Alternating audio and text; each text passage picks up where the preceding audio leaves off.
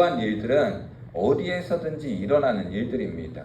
우리의 교회에서도 우리들 보면 그런 것들로 얼마나 부딪힙니까? 영적인 것, 육적인 것, 그런 것으로 사람들이 부딪힙니다.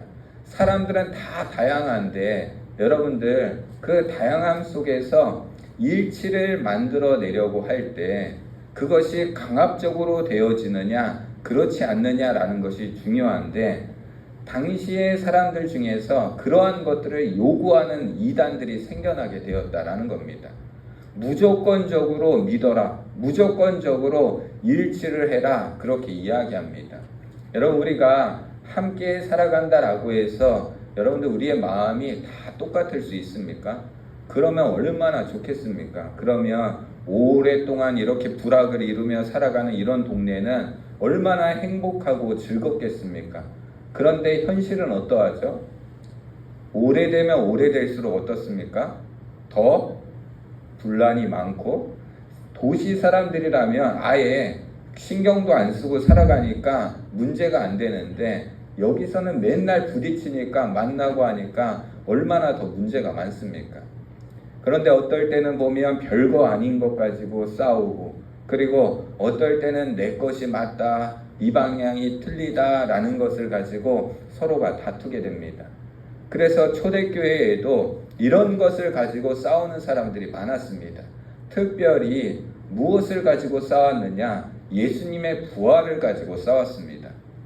예수님의 부활도 보면 예수님께서 부활하셔서 제자들 앞에 나타나십니다. 그런데 어떤 부분에 보면 예수님께서 어떻게 나타나시죠? 제자들이 무서워가지고 집 문을 다 꽁꽁 다 싸매버립니다. 누가 올까봐. 그래서 문에도 빗장을 쳐가지고 다 막아버리고, 창문도 다 빗장을 쳐서 다 막아버립니다. 밖에서 문을 못 열도록. 그런데 예수님이 거기에 짠 나타나십니다. 그러면 육체를 입고 부활했다는 예수님이 어떻게 거기를 통과했느냐라는 겁니다. 그러니 부활하신 예수님은 영적으로 부활한 것이지 그렇지 않다. 또 육적으로는 어떤 것을 설명할 수 있죠? 예수님께서 나타나셨는데 제자들과 함께 있는데 제자들이 부활하신 예수님을 만났습니다. 그런데 그 가운데 없었던 사람이 있었습니다. 그가 바로 도마였습니다. 그래서 도마에게 예수님의 제자들이 이야기하니까 도마가 안 믿습니다. 그래서 나는 내가 직접 만져봐야 된다. 그 못자국도 만져보고 창자국도 만져봐야 된다. 그래서 예수님께서 나타나셔서 도마에게 만져보라 라고 이야기를 하게 됩니다. 그렇다라는 것은 어떤 부활이 있다라는 겁니까? 육적인 부활이 분명히 있었다라는 겁니다. 그런데 여러분들, 부활 자체도 믿기 힘든데, 죽었던 사람이 다시 살아났다라는 것도 믿기 힘든데, 그러다 보니까 자기들 편의대로 믿기 시작한 겁니다. 아, 우리는 영적인 부활을 믿어. 아, 우리는 육적인 부활을 믿어.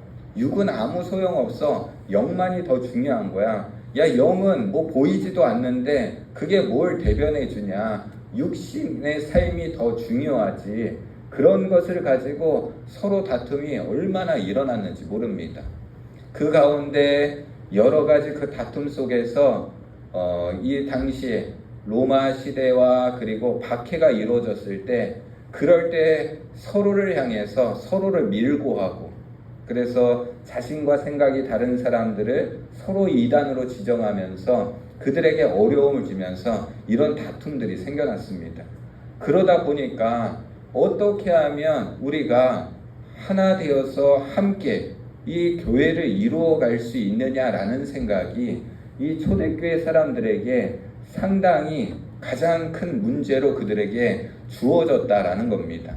그래서 그 사람들이 이야기한 것이 바로 혼탁한 복음, 서로 다투는 이런 모습들. 그래서 바른 교회, 바른 신앙은 무엇일까? 어떻게 하면 우리가 이 위기 속에서 하나님을 올바로 믿고 예수님의 복음을 증거하며 예수님의 부활을 증거하며 살아갈 수 있을까라고 생각해낸 사상이 바로 삼위일체 사상입니다.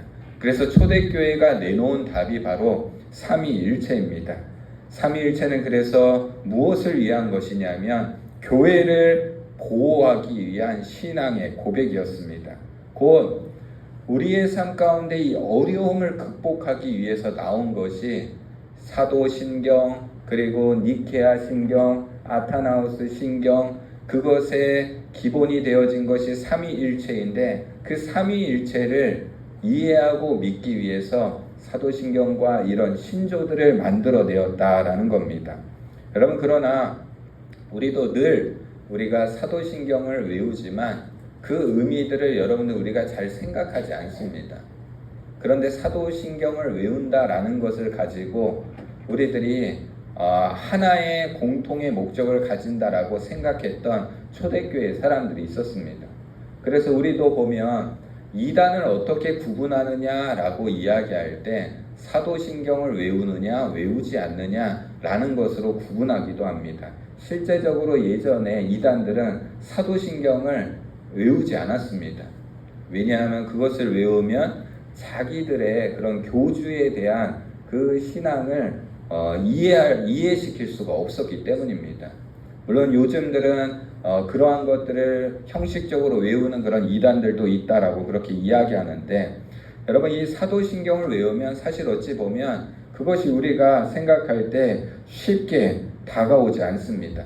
1500년 전에, 1600년 전에, 1700년 전에 사람들이 자신들의 교회를 지키기 위해서 만들었던 그런 용어입니다. 성부, 성자, 성령은 한 분이지만 서로 혼합되거나 섞이지 않는다.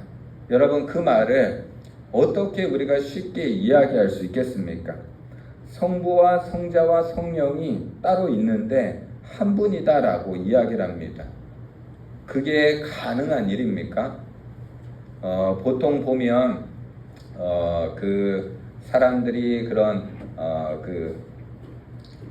태어날 때 어려움을 가지고 태어나는 그런 경우들이 있는데, 그런 경우들 중에 쌍둥이라는 그런 존재들이 가끔씩 태어납니다. 하나의 몸에 얼굴이 두 개 있는 그런 존재들입니다.